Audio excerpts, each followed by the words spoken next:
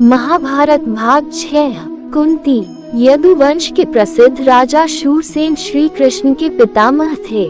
इनके पृथा नाम की कन्या थी। उसके रूप और गुणों की कोटि दूर दूर तक फैली हुई थी। शूरसेन के फुफेरे भाई कुंतीभोज के कोई संतान न थी। शूरसेन ने कुंतीभोज को वचन दिया था कि उनकी जो पहली संतान होगी उसे कुंतीभांज को गोद दे देंगे।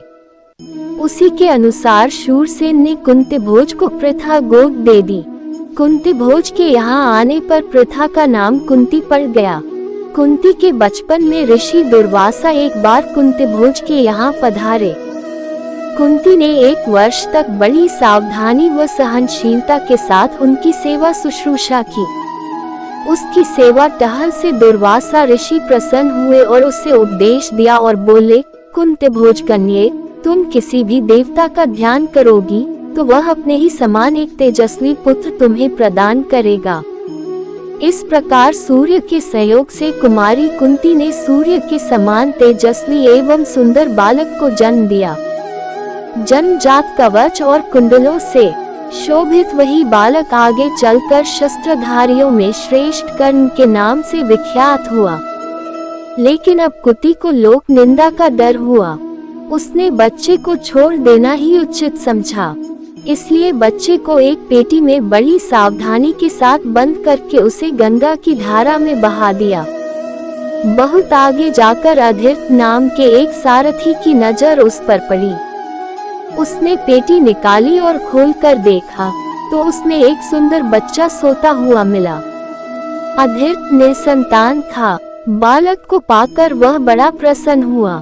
सूर्य पुत्र कर्ण इस तरह एक सारथी के घर पलने लगा। इधर कुंती विवाह के योग्य हुई। राजा कुंतीभोज ने उसका स्वयंवर रचा। उससे विवाह करने की इच्छा से देश विदेश के अनेक राजकुमार स्वयंवर में आए। हस्तिनापुर के राजा पांडु भी स्वयंवर में शरीक हुए थे। कुंती ने उन्हीं के गले में वरमाला डाल दी। महाराज पांडु का कुंती से ब्याह हो गया और वो कुंती सहित हस्तिनापुर लौट आए। उन दिनों राजवंशों में एक से अधिक ब्याह करने की प्रथा प्रचलित थी। इसी रिवाज के अनुसार पितामह भीष्म की सलाह से महाराज पांडु ने मद्रराज की कन्या मादी से भी ब्याह कर लिया। एक दिन महाराजा पांडु वन में शिकार खेलने गए। वहीं जंगल में हिरण के रूप में एक ऋषि दंपति भी विहार कर रहे थे।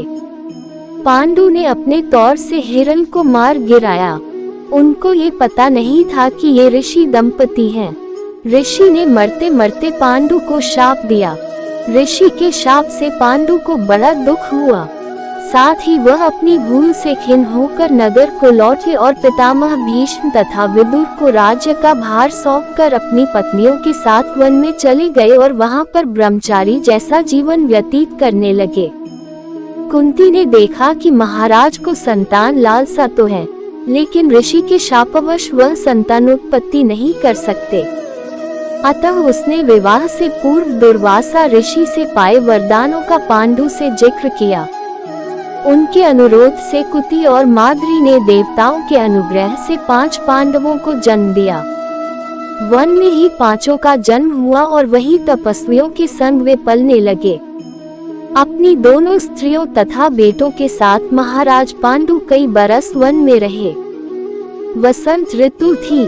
सारा वन आनंद में डूबा हुआ सा प्रतीत हो रहा था।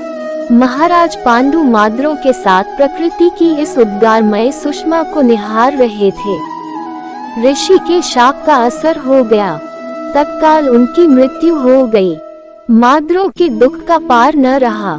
पति की मृत्यु का वह कारण बनी, ये सोचकर पांडु के साथ हो वह भी मर गई। इस दुर्घटना से कुंती और 5 पांडवों के शोक की सोमा न रही। पर वन के ऋषि मुनियों ने बहुत समझा बुझाकर उनको शांत किया और उन्हें हस्तिनापुर ले जाकर पितामह भीष्म के सुपुर्द किया। युधिष्ठिर को उम्र उस समय 16 वर्ष की थी। हस्तिनापुर के लोगों ने जब ऋषियों से सुना कि वन में पांडु की मृत्यु हो गई है तो उनके शोक की सीमा न रही। पोते की मृत्यु पर शोक करती हुई सत्यवती अपनी दोनों विधवा पुत्र वधुओं अंबिका और अम्बालिका को साथ लेकर वन में चली गई। तीनों वृद्धाएं कुछ दिन तपस्या करती रहीं और बाद में स्वर्ग सिधार गईं। अपने कुल में जो छल प्रपंच तथा अन्याय होने वाले थे उन्हें न देखना ही संभवतः उन्होंने उचित समझा।